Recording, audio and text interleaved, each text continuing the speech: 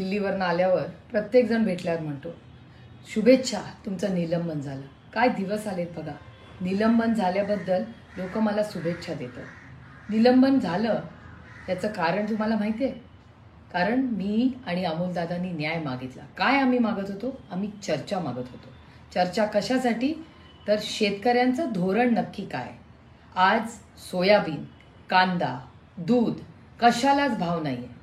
आणि कारण काय? कारण काय? हे सरकारचं चुकीचं शेतकऱ्यांच्या विरोधात, शेतकऱ्यांचं कंबरडं मोडण्याचं जे धोरण आहे ह्याच्या विरोधात आपण एक आक्रोश मोर्चा करतोय.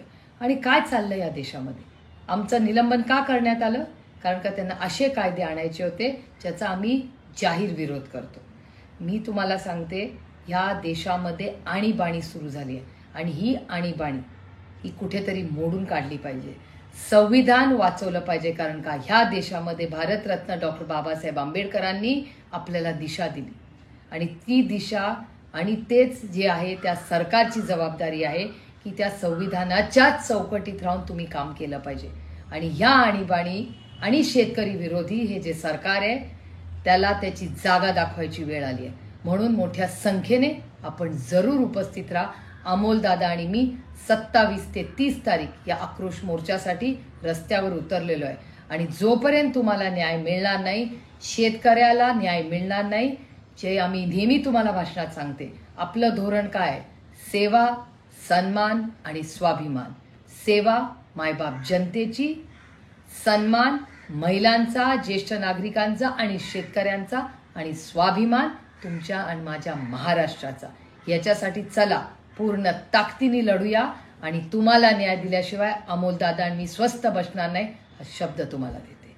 जय हिंद, जय महाराष्ट्र.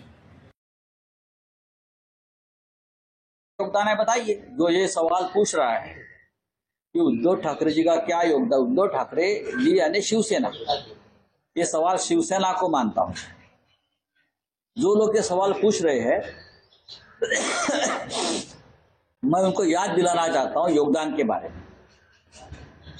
जब ये अयोध्या का आंदोलन चल रहा था और निर्णायक घड़ी आ गई, बाबरी हमारे सामने टूट गई,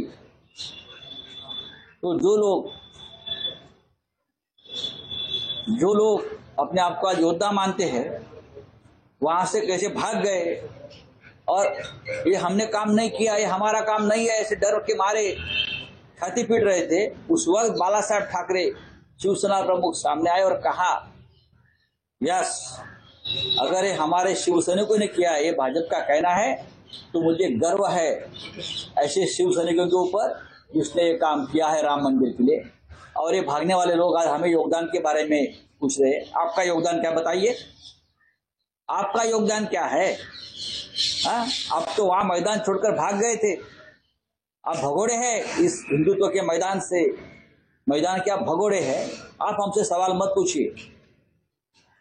अयोध्या के लड़ाई में अगर योगदान रहा है तो लाल कृष्ण आडवाणी जी जिसने रथ यात्रा निकाली, और दूसरे हिंदू हृदय सम्राट बाला साहब ठाकरे, अशोक सिंघल जी, विश्व हिंदू परिषद के उस वक्त के प्रमुख श्रीचंद दीक्षित जी, विनय कटियार जी,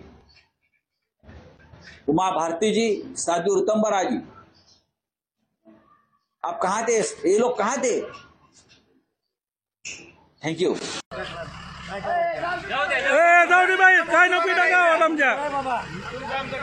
अरे का भारत सरकार आहे का मोदी सरकार आहे? जाऊ दे बाई. हा भाजपचं काय नको गावात.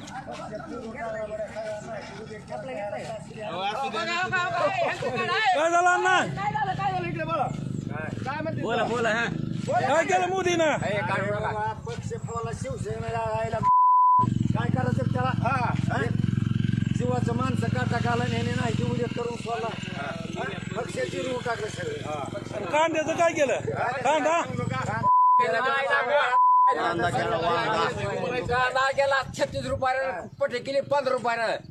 मोदी सरकार. मग कुणी केलं आम्हाला काय माहिती आहे? काय आम्ही रात्र कष्ट करायचं ना, तसं असतं काय कुठं? सोयाबीनचा भाव दिन आले का? 7 दिन आले तुमचा. रात्र इथं कष्ट करायचं त्या